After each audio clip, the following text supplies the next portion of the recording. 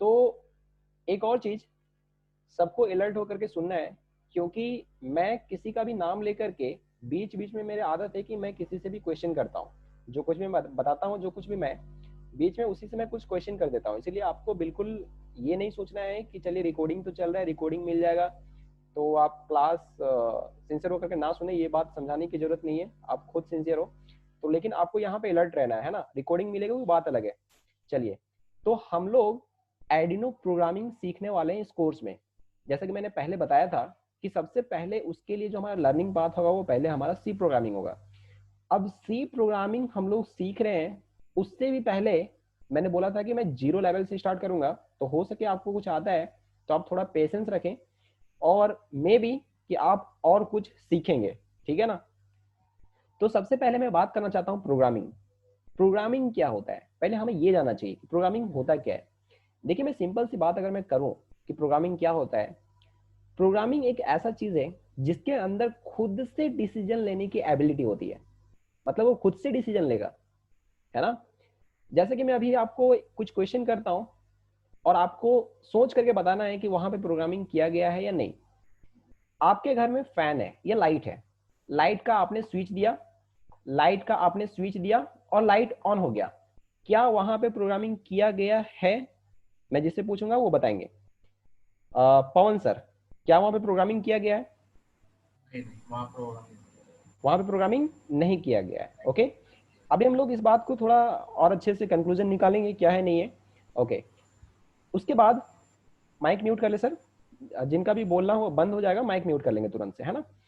Okay, Ravinder sir, आपने घर का फैन स्विच ऑन किया और ठंडा का दिन है या गर्मी का दिन है, कुछ भी हो, फैन स्टार्ट हो गया, क्या उसमें प्रोग्रामिंग किया गया है? नहीं सर, नहीं किया गया। ओके, वेरी बहुत ही करेक्ट आंसर है, नहीं किया गया। चलिए, अब आपने देखा होगा कहीं पे कि कैलकुलेटर, चलिए बात करते हैं कैलकुलेटर का। आप 2+2 करते हो, रिजल्ट मिलता है, क्या वहां पे प्रोग्रामिंग किया गया है? Arun sir, Arun sir. Yes सब किया। ओके, चलिए, अब मैं बताता हूं इसमें कैसे हम लोग पता करते हैं। देखिए, हो क्या रहा है कि जब आप फैन का स्विच दिए, अब बहुत ठंडा का दिन था, मान लेते हैं कि बहुत ठंडा था, और फैन को उस सिचुएशन में ऑन नहीं होना चाहिए था, बट मैंने स्विच ऑन किया और फैन स्टार्ट हो गया। इसका मतलब ये हुआ कि फैन डिसीजन नहीं ले पा रहा है वहां पे खुद से कि मुझे ऑन होना है या नहीं होना है। लाइट भी सेम कंडीशन, दिन का टाइम था, मैं नहीं चाहता था कि लाइट ऑन हो, बट मैंने स्विच दिया तो लाइट ऑन हो गया, अगर सप्लाई मिला तो। वहां पे भी लाइट खुद से डिसीजन नहीं ले पाया कि मुझे ऑन होना है या नहीं होना है। अब मैं बात करता हूं एक ऐसा लाइट का जो कि दिन होते ही दिन होते ही या एक हम लोग एक पार्टिकुलर इंटेंसिटी हम लोग सेट कर दिए हैं कि इतना अंधेरा होगा तब जाकर के लाइट ऑन होगा, अदरवाइज लाइट ऑफ रहेगा। तो अगर ऐसा कुछ डिसीजन ले रहा है, लाइट खुद ब खुद अपने आप ऑन ऑफ हो रहा है एक डिसीजन लेकर के कि हाँ अब मुझे ऑन होना है, अब मुझे ऑफ होना है, तो वहां पे कह सकते हैं कि वहां पे क्या किया गया है, प्रोग्रामिंग किया गया है, राइट। उसी तरीके से कैलकुलेटर, कैलकुलेटर में जब आप 2+2 करते हो, कैलकुलेटर में जब आप 2+2 करते हो तो आपको 4 ही मिलता है ना। तो इसका मतलब ये हुआ कि वहां पे प्रोग्रामिंग किया गया है, तभी तो वो 2+2 4 ही दे रहा है, दूसरा कुछ नहीं दे रहा है। तो वो डिसीजन ले रहा है कि 2+2 प्रेस करने से क्या देना है, वो डिसीजन ले रहा है वहां पे। तो कहने का मतलब बस इतना है कि जो खुद से डिसीजन ले रहा है, जो हमारे इनपुट जो कुछ भी है, जो उसको इनपुट डाटा मिल रहा है, जो उसको इनपुट मिल रहा है उसके अकॉर्डिंग वो खुद से डिसीजन ले रहा है, वहां पे कह सकते हैं कि प्रोग्रामिंग किया गया है। ये पहचानने का सबसे अच्छा तरीका है। मोबाइल में भी आप देखते होंगे कि बहुत सारे ऐप हैं, आपने अगर क्लिक किया जूम एप्लीकेशन, तो ऐसा नहीं है कि एमएक्स प्लेयर ओपन हो जाता है, आपने जो क्लिक किया एग्जैक्टली वही ओपन होता है। तो वहां पे फोन आपका डिसीजन ले रहा है कि क्या क्लिक करने पर क्या ओपन होना है, तो वहां पे वो डिसीजन हो रहा है, डिसीजन ले रहा है वहां पे। तो वो जो है वो क्या है आपका, वहां पे प्रोग्रामिंग किया गया है। तो आई होप कि अब आपको समझ में आ गया होगा कि प्रोग्रामिंग क्या होता है और कहां पे प्रोग्रामिंग किया गया है, कहां पे प्रोग्रामिंग नहीं किया गया है। बहुत ही इजी तरीके से मैंने बता दिया, आई होप कि आप समझ गए होंगे। चलिए, अब बात आता है कि सपोज कि एक फैन में एक फैन में कुछ ऐसा सेट करना है कि टेम्परेचर के अकॉर्डिंग वो खुद से डिसीजन ले कि उसे कब ऑन होना है और कब ऑफ होना है ना। वो डिसीजन ले। तो अब उसके लिए मुझे क्या करना पड़ेगा, आपको मैं पूरा जीरो लेवल से बता रहा हूं। सबसे पहले तो फैन में कोई एक ऐसा चीज होगा, अब मैं इसका नाम अभी नहीं बता रहा हूं, बस मैं बोल रहा हूं कि कुछ है यहाँ पे। फैन में कुछ हमें एक्स्ट्रा चीज तो लगाना पड़ेगा ना, तो यहाँ पे कुछ एक्स्ट्रा चीज है जहां पे हम लोग इसको समझाएंगे, और यही जो चीज होगा, मैं अभी और डीपली जाता हूं, ये कुछ है एक्स्ट्रा चीज, यही क्या करेगा, हमारे फैन को ऑन ऑफ करेगा। जो हम स्विच से ऑन ऑफ मैनुअली कर रहे थे ना, ये समझ लीजिए कि यही वो चीज है जो कि हमारे फैन को ऑन ऑफ करेगा, है ना। हम नहीं करने वाले हैं अभी, ऑटोमेटिकली ये ऑन ऑफ करने वाला है। अब ये ऑन ऑफ कैसे करेगा, तो हम चाह रहे हैं ना, चूंकि हम चाहते हैं कि ये कब ऑन हो कब ऑफ हो, ये हम बताना चाहते हैं। तो ऐसे में क्या करना पड़ेगा, ऐसे में हमें यहां पे कुछ लिखना पड़ेगा, कुछ समझाना पड़ेगा। मतलब इस चीज को, ये जो चीज है ना, इसको हमें समझाना पड़ेगा कि देखो भाई, इस सिचुएशन में इतना टेम्परेचर में फैन को ऑन करना है और इतना टेम्परेचर में फैन को ऑफ करना है। तो यहां पे मुझे बताना पड़ेगा इसको। अब इसको समझाने के लिए, मतलब इसको समझाना है हमें, बात को समझे, इसको हमें समझाना है। अब इसको समझाने के लिए हम लोग क्या करते हैं, कुछ लिखते हैं। क्या करते हैं, कुछ लिखते हैं, है ना। और कुछ लिख करके हम क्या करते हैं, इसमें अपलोड कर देते हैं। ये जो चीज है इसमें हम क्या कर देते हैं, अपलोड कर देते हैं कुछ लिख करके। और जो हम यहाँ पे लिखे हुए हैं, एग्जैक्टली क्या लिखते हैं, जो हम करवाना चाहते हैं कि कितना टेम्परेचर में ऑन करना है, कितना टेम्परेचर में ऑफ करवाना है। अब सपोज कि एक स्विच है, एक स्विच है, ये फैन का स्विच है, और ये जो है वो कनेक्टेड है किससे, ये कनेक्टेड है, ये वाला बॉक्स समझ लेते हैं कि ये कोई चीज है। अभी आपको पता चलेगा कि ये क्या है। सपोज कि ये मान लेते हैं कि ये ही हमारा एर्डिनो है, राइट। एर्डिनो या कोई भी ऐसा प्रोग्रामिंग बोर्ड, है ना, एर्डिनो या कोई भी ऐसा प्रोग्रामिंग बोर्ड, और ये बोर्ड से ये स्विच कनेक्ट है, ये स्विच कनेक्ट है जो कि हमारा फैन को या जो कुछ भी होगा उसको कंट्रोल करेगा। अब ये एर्डिनो बोर्ड से और भी एक प्रोग्रामिंग बोर्ड से और भी कुछ चीजें कनेक्ट होंगे, जैसे कि आपका एक टेम्परेचर सेंसर वगैरह या कुछ होगा, जो सेंसर क्या करेगा, रीड करेगा कि कितना टेम्परेचर है, और रीड करने के बाद ये एर्डिनो को बताएगा, ये बोर्ड को बताएगा, और फिर बोर्ड डिसीजन लेगा कि अब मुझे फैन को ऑन करना है या ऑफ करना है। तो ये जो वैल्यू देगा, ये जो वैल्यू देगा, ये जो सेंसर है, टेम्परेचर सेंसर, ये जो सेंसर है, सेंस करके जो वैल्यू देगा एर्डिनो बोर्ड को, प्रोग्रामिंग बोर्ड को जो वैल्यू देगा, उसके अकॉर्डिंग डिसीजन लेगा कि इस स्विच को ऑन करना है या ऑफ करना है। अब ये जो पूरा का पूरा चीज है कि यहां से वैल्यू रीड करना, रीड करने के बाद यहां से वैल्यू डिसीजन लेना वैल्यू के अकॉर्डिंग, वो पूरा का पूरा चीज हमें लिख करके समझाना पड़ेगा। ये जो है ना, ये जो चीज यहां पर हमें क्या करना पड़ेगा, लिख करके समझाना पड़ेगा ये। अब बात आता है कि क्या इतना आसान है कि यहाँ पे हम लिख दें और ये समझ जाए। अब समझते हैं और डीपली। ये जो चीज है ना, सपोज कि ये कोई मशीन है ना, जितने भी प्रोग्रामिंग बोर्ड वगैरह जो कुछ भी होते हैं वो सबके सब एक मशीन माने जाते हैं, और वो जो है ना, बस एक लैंग्वेज समझते हैं, दैट इज मशीन लैंग्वेज, और वो है 0 और 1, बस और कुछ नहीं। इसको सिर्फ 0 और 1 समझ में आता है, और कुछ भी नहीं समझ में आता है। अगर हमें इसके साथ कम्युनिकेट करना है तो हमें 0 और 1 से जो कॉम्बिनेशन से जो चीज बनता है उसे हमें सीखना पड़ेगा। सपोज कि अगर हमें वैल्यू रीड करना है सेंसर से, तो इसका कोई कोड होता होगा 0 0 1 0 0 1, ऐसा कुछ होता होगा, और ये इम्पॉसिबल है, ये हम नहीं सीख सकते। 0 1 का कॉम्बिनेशन में, 0 1 के लैंग्वेज में ये सीखना बहुत ही डिफिकल्ट है। डिफिकल्ट नहीं कह सकते, इम्पॉसिबल है, हम नहीं सीख सकते इस चीज को, पॉसिबल ही नहीं है। तो फिर बात यह है कि अगर हम इसके लैंग्वेज को नहीं जानते, इसके लैंग्वेज को नहीं सीख सकते, तो फिर हम इसके साथ कम्युनिकेट कैसे करते हैं, ये जो कोड हम लिखते हैं एग्जैक्टली क्या लिखते हैं, और कैसे फिर हम इसको समझाते हैं। तो यहाँ पे बात इतना आसान नहीं है। अब मैं बताता हूं एग्जैक्टली होता क्या है। देखिए, अभी इसको यहीं पे होल्ड रखते हैं, और मैं थोड़ा सा नॉन टेक्निकली आपको एक चीज समझाता हूं। देखिए ध्यान से, मान लेते हैं कि कोई एक ऐसा बंदा है जिसको सिर्फ और सिर्फ इंग्लिश समझ में आता है, ओनली इंग्लिश, नथिंग एल्स, कुछ भी नहीं, बस इंग्लिश समझ में आता है इसको। अब एक कोई यहाँ पे बंदा है जिसको हिंदी आता है, कोई दूसरा होगा जिसको उड़िया आएगा, कोई और होगा जिसको नागपुरी आएगा, कोई और होगा जिसको तमिल आएगा। मतलब बहुत सारे भाषा मैं बोल रहा हूँ कि बहुत सारे लैंग्वेज है, बस इंग्लिश नहीं आता है। तो फिर इसके साथ ये लोग कैसे कम्युनिकेट करेंगे, इसके साथ अगर बातचीत करना है तो कैसे करेंगे, बहुत डिफिकल्ट है। इसका बात तो इसको समझ में नहीं आएगा, और करना भी है इसको समझाना ही है, ये जो है ना इसको समझाना ही है या इससे बात करना है, तो फिर कैसे करेंगे? तो फिर हम एक काम कर सकते हैं कि यहाँ पे एक तीसरा चीज हम यूज कर लेंगे। कह सकते हैं कि ट्रांसलेटर या एक ऐसा बंदा होगा जिसको हिंदी भी आएगा और इंग्लिश भी आएगा। तो क्या करेगा, ये हिंदी वाला जो है, ये हिंदी वाला इसको बोलेगा या लिख करके देगा, जो कुछ भी होगा, ये इसको समझेगा, देन इसको ट्रांसलेट करके ये इंग्लिश में कन्वर्ट कर देगा। राइट, ऐसे ही होगा ना। तो ये जो है, ये एक तीसरा आदमी जो बीच में है, ये ट्रांसलेटर का काम कर रहा है, जो ट्रांसलेट कर रहा है। उसी तरीके से एक और कोई चीज होगा जो उड़िया को इंग्लिश में ट्रांसलेट करेगा, फिर एक ऐसा कोई चीज होगा जो कि नागपुरी को इंग्लिश में कन्वर्ट करेगा। ऐसे ही बहुत सारे ट्रांसलेटर होंगे। कहने का मतलब एक बीच में हमें कोई ना कोई चीज तो यूज करना पड़ेगा जो कि इस लैंग्वेज को इस लैंग्वेज में कन्वर्ट करे, जो कि ये समझ में आज जिसको ये समझ में आ रहा है ना। अब समझे बात को। यही जो चीज है ना, यही समझ लीजिए कि यही आपका मशीन है, 01 वाला बात। यही ये जो है ना, यही आपका मशीन है। और ये जो बीच में हम यूज कर रहे हैं, इसको बोलते हैं कंपाइलर या इंटरप्रेटर।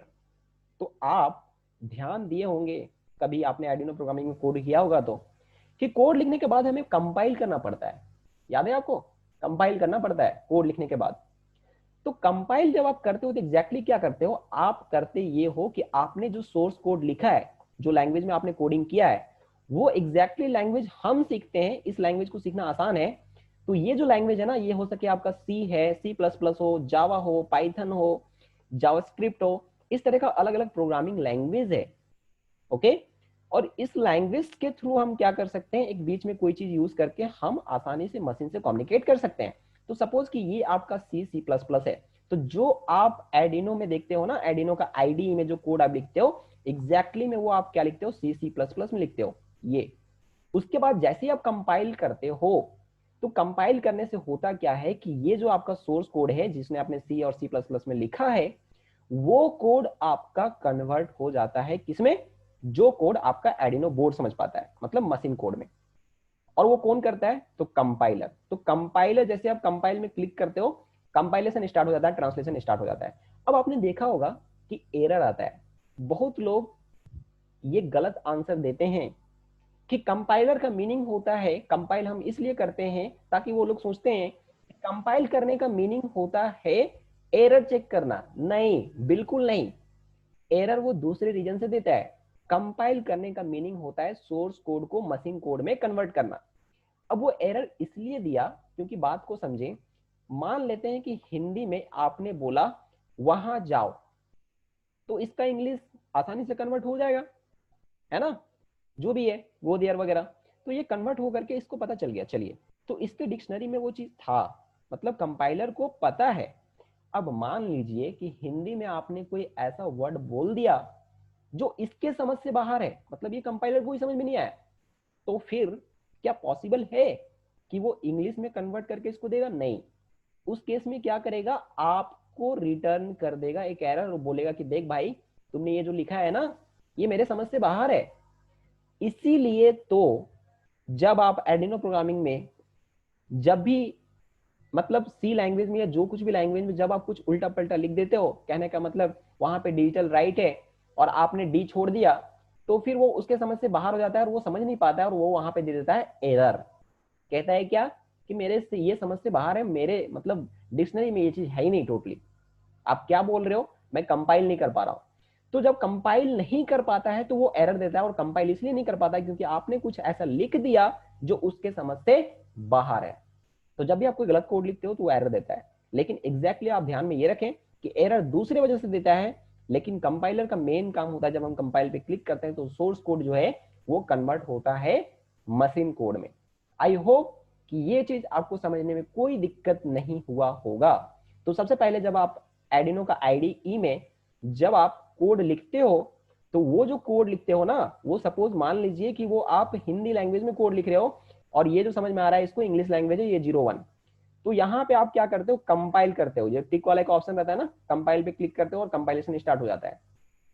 कंपाइल हो जाता है जब आपने सही सही सारा कोड लिखा है और कंपाइलर को सब कुछ अगर समझ में आ रहा है, तो सक्सेसफुली वो कंपाइल कर देगा, और कंपाइल करने का मतलब होता है 0 1 में कन्वर्ट, मतलब मशीन कोड में कन्वर्ट कर देगा, या कह सकते हैं कि वो कोड में कन्वर्ट करेगा जो कोड एर्डिनो बोर्ड समझ पाता है। उसके बाद हम क्या करते हैं, अपलोड करते हैं। क्या करते हैं, अपलोड कर देते हैं। एग्जैक्टली जो आप अपलोड करते हो ना, ये कोड अपलोड नहीं होता है, अपलोड होता है उसका वो जो कंपाइल हुआ।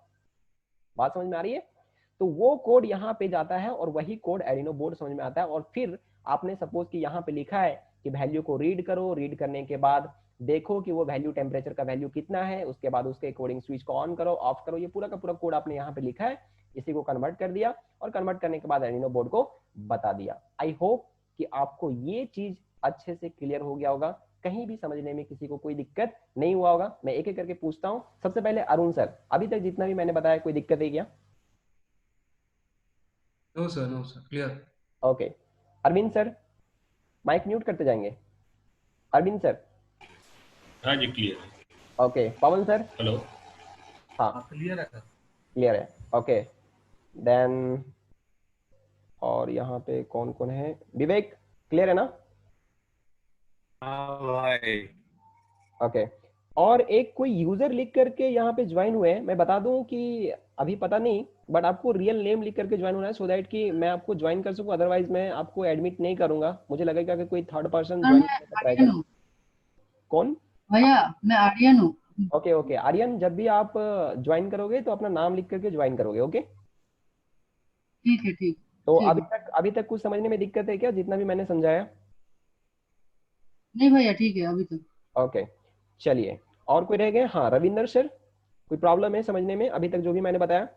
समझ आ गया सर, सब समझ आ गया। ओके ओके, बहुत बढ़िया। चलिए, तो अभी सब लोग माइक म्यूट कर लेंगे, हम लोग आगे देखने वाले हैं। ठीक है। अब ये तो पूरा का पूरा खेल, अभी आपको समझ में आ गया होगा कि प्रोग्रामिंग क्या होता है, क्यों कंपाइल करते हैं, कैसे अपलोड करते हैं, किस तरीके से काम करता है, ये आपको पूरा का पूरा समझ में आ गया होगा, है ना? अब चलिए आगे बढ़ते हैं। यहाँ पे अभी आपने देखा कि अगर आपको कोई प्रोग्रामिंग लैंग्वेज सीखना है, कोई प्रोग्रामिंग लैंग्वेज सीखना है, ये जो है ना एग्जैक्टली हमें क्या सीखना है, हम इस मशीन कोड को नहीं सीख सकते हैं, 0 1 वाला तो सीख नहीं सकते, लेकिन हाँ हम इस चीज को तो सीख सकते हैं ना। इंग्लिश नहीं सीख सकते, लेकिन हिंदी सीख सकते हैं, उड़िया सीख सकते हैं, नागपुरी सीख सकते हैं, तमिल सीख सकते हैं। तो ये लैंग्वेज सीखना है, मतलब C++ सीख सकते हैं, जावास्क्रिप्ट सीख सकते हैं, जावा सीख सकते हैं, पाइथन सीख सकते हैं, ये सब सीख सकते हैं। तो हम ये लैंग्वेज को सीखेंगे। और एर्डिनो में जो यूज होता है, एर्डिनो का IDE जो है, उसमें क्या होता है, उसमें C++ का बेस पे, मतलब एग्जैक्टली C++ नहीं, बट कह सकते हैं कि हाँ C++ का बहुत सारा लैंग्वेज उसमें मिलता है। तो हम C++ अगर लैंग्वेज सीख लेते हैं तो काम हमारा बन जाता है ना, एर्डिनो प्रोग्रामिंग के लिए। तो हम क्या करेंगे, पहले सीखेंगे C++। अब इसके बाद अभी से आप दिमाग में, बिल्कुल दिमाग से निकाल दो आप इस चीज को कि आप एर्डिनो प्रोग्रामिंग सीख रहे हो। मैं बोलता हूं, मैं आपको C प्रोग्रामिंग सिखाने जा रहा हूं, मतलब C लैंग्वेज सिखाने जा रहा हूं, मतलब एक लैंग्वेज सिखाने जा रहा हूं, जिस लैंग्वेज से आप क्या करोगे, सिस्टम के साथ इंटरेक्ट करोगे, कंप्यूटर के साथ इंटरेक्ट करोगे, मशीन के साथ इंटरेक्ट करने वाले हो। ठीक है, एक लैंग्वेज में सिखाने वाला हूं, और वो लैंग्वेज है सी लैंग्वेज हम लोग सीखने वाले हैं। पहले प्योर C प्रोग्रामिंग में सिखाऊंगा, और C प्रोग्रामिंग का वो सारा कॉन्सेप्ट सिखाऊंगा जो आपको एर्डिनो प्रोग्रामिंग में यूज होता है, एर्डिनो प्रोग्रामिंग लैंग्वेज में यूज होता है। ओके चलिए, अब C प्रोग्रामिंग सीखने के लिए आपको क्या क्या चाहिए? तो जैसा कि मैंने बोला कि पहले तो एक जगह चाहिए जहां पे आप कोड लिखोगे, जहां पे आप क्या करोगे, कोड लिखोगे। तो कोड लिखने के लिए कोई भी कोड एडिटर आप यूज कर सकते हो, आपकी मर्जी। आप चाहो तो नोटपैड में भी लिख सकते हो, सिंपली जो आपको पास नोटपैड होता है ना, वो नोटपैड भी आप कोड लिख सकते हो, उसमें भी चलेगा, कोई दिक्कत नहीं है, वहां पे भी आप कोड लिख सकते हो। चलिए, कोड लिखना कोई बड़ी बात नहीं है, कोड आप कहीं पे भी लिख सकते हो। तो एक कोड एडिटर चाहिए जहां पे आप कोड लिखेंगे। देन आपको सबसे मेन चीज चाहिए क्या, ये कंपाइलर, ये चीज आपको चाहिए, है ना, ये आपको चाहिए। बेसिकली आप जब एर्डिनो IDE डाउनलोड करते हो तो उसमें क्या होता है कि कोड एडिटर भी रहता है जहां पे आप कोड लिखते हो, और साथ साथ में कंपाइलर भी मिल जाता है। तो वो तो एर्डिनो के लिए था, और वहां से आप डायरेक्टली अपलोड भी कर लेते हो। बट यहाँ पे हम C प्रोग्रामिंग सीखने के लिए एक दूसरा IDE यूज करेंगे, दैट इज कोड ब्लॉक। देखिए बहुत सारा चीज है, डेव C++ है, और बहुत लोग बोलते हैं कि बिगनर्स के लिए टर्बो ठीक है, बट मुझे उसका इंटरफेस अच्छा नहीं लगता, और मैं चाहता हूँ कि मैं आपको बिगनर्स में फंसा करके ना रखूं, मैं चाहता हूँ कि थोड़ा आपको एडवांस लेवल का थोड़ा बढ़िया चीज में सिखाऊं, इसलिए मैं कोड ब्लॉक डायरेक्टली सिखाता हूँ, है ना। हालांकि कोई दिक्कत नहीं होगा, मैं आपके साथ हूँ, कोई प्रॉब्लम नहीं होने दूंगा, मैं बता रहा हूँ। ठीक है, तो कोड ब्लॉक ये क्या है, ये एक IDE है, जैसे आर्डिनो है ना, आर्डिनो का IDE, वैसे ही कोड ब्लॉक का एक IDE है। एग्जैक्टली इसमें होता क्या है कि इसमें आपको एक जगह मिल जाता है जहां पे आप कोड लिख भी सकते हैं, और साथ साथ में आपको वहीं पे कंपाइलर भी मिल जाता है, जेएनयू का कंपाइलर, जो सी प्रोग्रामिंग का जो बेसिकली जो कंपाइलर यूज होता है जीएनयू का, वो भी कंपाइलर आपको मिल जाता है यहाँ पे, जीएनयू जीसीसी का कंपाइलर, तो वो कंपाइलर भी यहाँ पे रहता है। तो आप दोनों चीज कर सकते हैं, कोड लिख भी सकते हैं यहीं पे, और यहीं पे आप रन करवा के भी आउटपुट देख सकते हैं। तो ये बढ़िया है कोड ब्लॉक, है ना। तो क्यों आप बेकार में नोटपैड में कोड लिखोगे, उसका इंटरफेस भी बढ़िया नहीं है, फीलिंग भी नहीं आएगा कि कोडिंग कर रहे हो। फिर नोटपैड में लिखोगे, फिर कमांड प्रॉम्प्ट पे जाकर के आप वहां पे रन करोगे, इतना तामझाम नहीं करना है। आपको क्या करना है, कोड ब्लॉक डाउनलोड करना है। अब मैं बता रहा हूँ कि कैसे कोड ब्लॉक डाउनलोड करते हैं, ठीक है। आपको क्या करना है, अपने वेब ब्राउजर, जो भी आप वेब ब्राउजर यूज करते हो, वहां पे जाना है और सिंपली लिखना है कोड ब्लॉक, राइट, इस तरीके से। और ये लिखने के बाद आप यहाँ पे क्लिक करेंगे, इसके ऑफिशियल पेज पे चले जाएंगे आप, ऑफिशियल साइट इसका जो है। और ध्यान से देखें, इसको डाउनलोड करने में बहुत सारे लोग गलती करते हैं। तो यहाँ पे आपको क्या करना है, नीचे स्क्रॉल करना है, और यहाँ पे आप डायरेक्टली यहाँ पे नीचे अगर आपको नहीं मिलता है तो यहाँ पे आप डाउनलोड्स में भी यहाँ पे क्लिक कर सकते हैं, या बाहर में भी जो डाउनलोड था वहां पे भी आप क्लिक कर सकते हैं। तो डाउनलोड पेज पे आपको जाना है, बेसिकली ये यूआरएल आप देख लें, है ना, डाउनलोड पेज पे जाना है। और यहाँ पे जाने के बाद एक ऑप्शन है बाइनरी रिलीज का, है ना, डाउनलोड द बाइनरी रिलीज, इस पे क्लिक करना है। इस पे क्लिक करने के बाद मैं ऐसा उम्मीद रखता हूँ कि सबके पास विंडो होगा।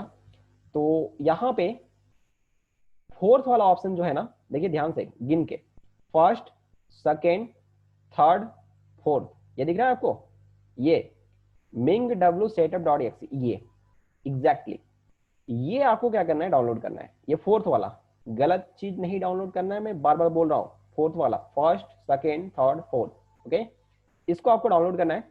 आप यहाँ पे ये दोनों में से कोई भी लिंक पे क्लिक कर सकते हैं, मैं इस पे क्लिक करूंगा। और यहाँ पे क्लिक करने के बाद आप थोड़ा वेट करेंगे, इसके डाउनलोड पेज पे आप जाएंगे और ये बोलेगा कि थोड़ा सा वेट करने के लिए 4-5 सेकेंड, और उसके बाद ऑटोमेटिकली डाउनलोडिंग स्टार्ट हो जाएगा। तो ये आपको डाउनलोड करना है, चूंकि मैंने पहले से ही डाउनलोड करके इंस्टॉल करके रखा है, तो मैं दोबारा से इसको डाउनलोड नहीं करना चाहूंगा। मैं बस बता रहा था, देखिए ये बोल रहा है कि कहाँ पे आप डाउनलोड करके रखना चाहते हैं, जहाँ पे भी आप रखना चाहते हैं आप इसको ये कर लें। और इंस्टॉल करना बहुत ही आसान है, आप सॉफ्टवेयर इंस्टॉल करना जानते हैं, कुछ नहीं करना है, नेक्स्ट नेक्स्ट क्लिक करते जाना है। जहाँ पे आपको एक हो सके पाथ मांगा जाएगा कि कहाँ पे आप उसको इंस्टॉल करके रखना चाहते हैं, तो आप वहाँ पे इंस्टॉल करके रख ले, जहाँ पे भी आपको डायरेक्टरी जहाँ पे भी चूज करना है करके आप इंस्टॉल कर लें, ठीक है। तो कोड ब्लॉक आपको इंस्टॉल करना है। अब बात यहाँ पे आती है कि जिसके पास नहीं है लैपटॉप अभी फिलहाल, या डेस्कटॉप नहीं है, तो फिर क्या वो सी प्रोग्रामिंग अभी नहीं करेंगे? मैं बोलूंगा बिल्कुल करना है ना। इनफैक्ट आपके पास लैपटॉप डेस्कटॉप है भी, और अगर आप चाहते हैं कि मैं कोड ब्लॉक इंस्टॉल ना करूं फिर भी मैं सी प्रोग्रामिंग करूं, तो कहां से करेंगे मैं बता रहा हूं। आपको ना सिंपली सर्च करना है गूगल में जाकर के। क्या सर्च करना है? आपके पास मोबाइल है तो मोबाइल में करना है। ये मैं बता रहा हूँ जो कोड ब्लॉक इंस्टॉल नहीं करना चाहते हैं, या हो सके जिसके पास लैपटॉप डेस्कटॉप नहीं है, तो मैं ऑप्शनल बता रहा हूँ, ठीक है, कि कहाँ पे आप सी प्रोग्रामिंग का प्रैक्टिस करेंगे, जो मैं आगे बताऊंगा। तो आपको क्या करना है, आपको सर्च करना है ऑनलाइन सी कंपाइलर, इस तरीके से, है ना, ये। और ये जो पहला वाला आ रहा है ये भी चलेगा, कोई दिक्कत नहीं है। या प्रोग्रामिंग ये जो है ये भी अच्छा लगता है मेरे को। तो आप जो चाहें आप इसमें से एक कोई चूज कर लें, है ना। सपोज कि मैं ये किया, सबसे फर्स्ट वाला, ठीक है। ये क्या होगा ना, किस तरह का से एक इंटरफेस खुल के आएगा, राइट। अब यहाँ पे ना आप एग्जैक्टली कोड ब्लॉक में जो काम करेंगे वो यहाँ पे कर सकते हैं, मतलब यहीं पे आप कोड लिख सकते हैं और यहीं पे रन करके देख सकते हैं, है ना। तो ये ऑनलाइन वाला हो गया, मतलब आपको कुछ भी इंस्टॉल करने की जरूरत नहीं है। आप फोन में भी ये चीज ओपन कर सकते हैं, जैसा कि मैंने बताया अभी, और मोबाइल में भी आप अपना कोड लिख करके। हाँ, थोड़ा ये है कि मोबाइल में कोड लिखना थोड़ा सा दिक्कत तो लगता है, लेकिन क्या करोगे, अगर आपके पास नहीं है तो ऑप्शन यही है ना। और आपके पास अगर मोबाइल में टाइपिंग अच्छा होता है तो फिर आप कर सकते हो, कोई प्रॉब्लम नहीं है। और एंड्रॉइड ऐप भी है बहुत सारा, प्ले स्टोर में जाकर के आप सी कंपाइलर सर्च करोगे, दुनिया भर का कुछ भी आ जाएगा। बट मैं तो बोलूंगा कि आप यहीं पे जाएं और ऑनलाइन करें ब्राउजर में ही, अगर आपके पास नहीं है तो। जैसे यहाँ पे ये code automatically by default code लिखा हुआ है, रन पे अगर मैं क्लिक करूंगा तो यहाँ पे देखिएगा नीचे आउटपुट आएगा, देखिए हेलो वर्ल्ड आ रहा है ना। इसी तरीके से आपका यहाँ पे भी आता है कोड ब्लॉक में भी। जब आप कोड ब्लॉक इंस्टॉल कर लेंगे तो कोड ब्लॉक को जब आप ओपन करेंगे या इंस्टॉल होने के बाद मैं बता दे रहा हूँ कि आइकन किस तरीके से आएगा। ये आइकन आप देख रहे हो ना, ये कोड ब्लॉक का आइकन, तो डबल क्लिक करके आप इसको ओपन करना है आपको, और एग्जैक्टली वहाँ पे आपको कोड लिखना है। इसी तरह का कुछ इंटरफेस आएगा जहाँ पे आप कोड लिखेंगे और नीचे आउटपुट मिलेगा, है ना। तो मैंने दोनों चीज बता दिया, आई होप कि किसी को भी कोई दिक्कत नहीं होगा सीखने में। तो जिनके पास आगे से लैपटॉप जो आप इंस्टॉल करेंगे कोड ब्लॉक, तो कोड ब्लॉक में प्रैक्टिस करेंगे, और जिनके पास नहीं है कोड ब्लॉक तो आप यहाँ से प्रैक्टिस करेंगे। तो सीखने में कोई दिक्कत नहीं होना चाहिए, इसीलिए मैंने पूरा का पूरा चीज बता दिया है ना। यही चीज को आपको मेंटेन करना है। अब आप सोच लें कि किसके पास लैपटॉप है, कौन इंस्टॉल कर सकते हैं, किनके पास नहीं है, कौन यहाँ से प्रैक्टिस करने वाले हैं। चलिए, तो अभी मैं कोड ब्लॉक को ओपन करता हूँ, मैं दिखाता हूँ कोड ब्लॉक जब आप ओपन करेंगे तो इस तरीके से कुछ ओपन होगा। ओपन होने देते हैं इसको, ठीक है। हाँ, एक चीज मैंने बताना वही भूल गया, मेरे दिमाग में आ रहा है, मैं इसको भी बता देता हूँ। देखिए, जैसे कि सी प्रोग्रामिंग से तो और भी बहुत सारे प्रोग्रामिंग लैंग्वेज है ना, तो कोड जब आप लिखोगे, यहाँ पे कोड जब लिखोगे तो कोड लिखने के बाद इसको सेव करना पड़ता है। कोड लिखने के बाद तो सेव तो करोगे ना पहले। चलिए, तो कैसे पता चलेगा कि ये जो कोड है वो सी लैंग्वेज का है? पता तो चलना चाहिए ना। तो एक्सटेंशन होता है किसी भी चीज का, आपको मालूम होगा एक्सटेंशन। एग्जैक्टली एक्सटेंशन करता क्या है? एक्सटेंशन से हमें पता चलता है, एक्सटेंशन से हमें पता चलता है वो किस टाइप का फाइल है। जब आप कोई भी फाइल को राइट क्लिक करके प्रॉपर्टी चेक करते हो तो उसका एक्सटेंशन आपको दिखता है। जैसे कि इमेज अगर आप देखते होंगे तो उसका एक्सटेंशन में जब सपोज कि इस इमेज का नाम है एसके, तो एसके के बाद आपको डॉट जेपीजी मिलता है ना, dot JPG, dot JPG, dot PNG, dot Jeff, ऐसे मिलता है। तो वो सब क्या है? वो सब के सब आपका जो है वो पूरा, वो सब के सब इमेज फाइल है। उसी तरीके से डॉट MP3 अगर मिल गया तो आप समझ जाते हो कि सॉन्ग है। उसी के डॉट MP4 मिल जाता है तो आप समझ जाते हो कि वीडियो है। उसी तरीके से आपको सी लैंग्वेज में डॉट सी देखना है। तो जब भी आप सेव करेंगे तो आपको ध्यान में रखना है कि सेव करते वक्त आपको एक्सटेंशन देना है डॉट सी। ओके, कुछ भी नाम देंगे आप इस फाइल का, जैसे कि आपने नाम दे दिया demo. Okay, demo dot C. ये डॉट सी लगाने से क्या होगा? ये आपका सी फाइल बन जाएगा, है ना। तो उसी तरीके से जावा का होता है डॉट जावा, पाइथन का डॉट py होता है, उसी तरीके से जावास्क्रिप्ट का डॉट जेएस होता है। तो इस तरीके से अलग अलग फाइल का एक्सटेंशन होता है और उस एक्सटेंशन से ही पता चलता है कि वो किस टाइप का फाइल है। आई होप ये चीज आपको समझ में आ रहा होगा। देखिए, इंटरफेस में दिखा दूं, कोड ब्लॉक का इंटरफेस कुछ इस तरीके से दिखेगा। और यहाँ पे जब आप फाइल में जाएंगे, न्यू में जाएंगे, एमपीडी फाइल एक आपको क्रिएट करना है। यहाँ पे देखिए, ये एक एमपीडी फाइल क्रिएट हो गया है, मतलब ये वाला चीज। अभी मैंने कोड नहीं लिखा है बट ये फाइल क्रिएट हो गया है, राइट। तो एक काम करते हैं, सबसे पहले मैं इसको सेव ही कर लेता हूँ, ठीक है। तो मैंने इसको कंट्रोल एस प्रेस किया। अभी मैंने कुछ कोड नहीं लिखा है बट मैं इसको सेव करना चाहता हूँ, तो कंट्रोल एस। एक चीज और ध्यान देना है आपको, जब आप सेव नहीं करोगे तो यहाँ पे देखो स्टार आएगा। देखिए यहाँ पे स्टार आ रहा है ना। तो यहाँ पे अभी अनटाइटल्ड वन आ रहा है ना, इसको मैं सेव करता हूँ। कंट्रोल एस मैंने प्रेस किया। अब ध्यान से देखिएगा, यहाँ पे C/C++ फाइल है। अब दोनों चीज यहाँ पे है, C भी और C++ भी है। तो आपको C लिखना है या C++?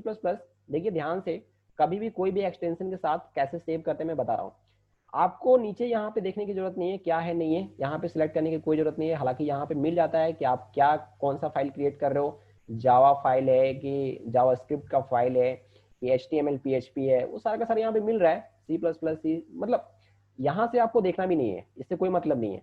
मैं बता रहा हूँ डायरेक्ट एक शॉर्टकट ट्रिक, ब्रह्मास्त्र, जो हर जगह लगेगा, ठीक है। डबल इन्वर्टेड कोमा आपको लगाना है। ध्यान से देखिए, फाइल का नाम लिखते वक्त बस आपको डबल इन्वर्टेड कोमा लगाना है, और जो भी फाइल का नाम है वो आप लिख दें, जो भी आप रखना चाहते हो। सपोज कि मैं रखना चाहता हूँ ARB9, क्योंकि डेमो पहले से बना हुआ है, ARB9, ठीक है। ऐसा मैंने कुछ रख दिया, ARB9। फाइल का नाम आप कुछ भी रखें, आपकी मर्जी। उसके बाद डॉट सी, अगर ये करके आप सेव करते हो तो सी फाइल क्रिएट हो जाएगा ARB9 नाम का। अगर आप CPP लिखते हो तो C++ का फाइल। अगर आप डॉट HTML लिखते हो तो HTML फाइल। उसी तरीके से डॉट PY लिखते हो तो पाइथन का फाइल, ठीक है। तो अभी चूंकि हम सी फाइल क्रिएट कर रहे हैं तो डॉट सी लिखेंगे। एक और चीज मैं बता देता हूँ कि 6 मिनट के बाद ये मीटिंग एंड होगा, तो सेम आईडी और पासवर्ड के साथ आपको कनेक्ट होना है, अगर क्लास एंड नहीं होता है तो, ठीक है। चलिए, ARB9.c ये आपने लिख दिया, और ये लिखने के बाद आप कर ले सिंपली सेव।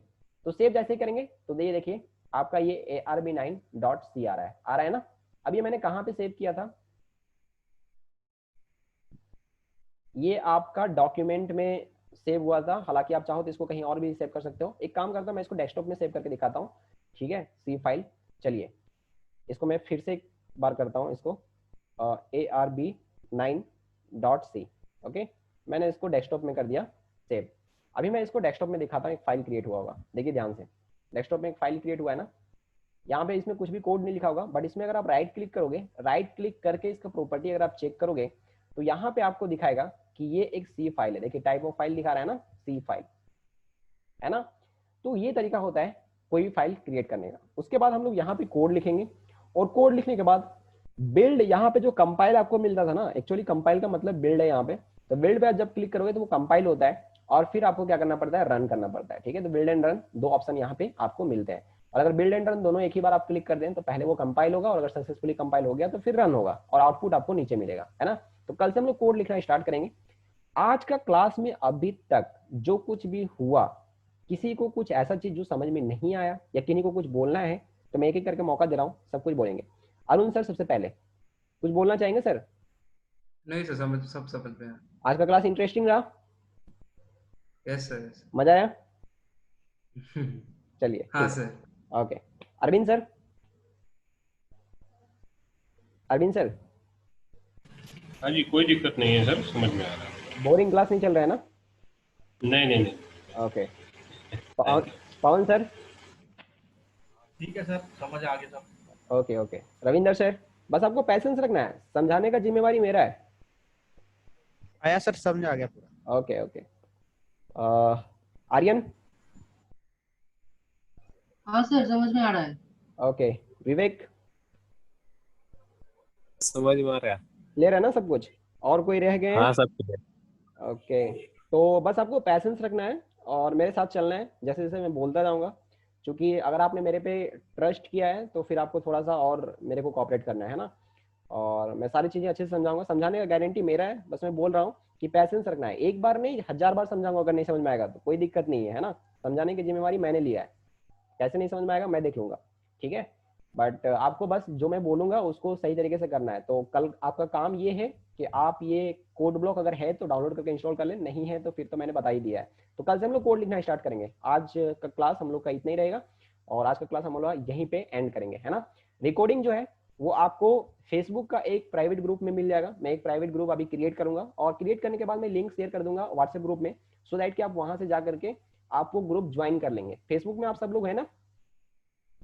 सब लोग होंगे, और नहीं होंगे तो थोड़ा सा। सर मैं फेसबुक पे नहीं हूँ।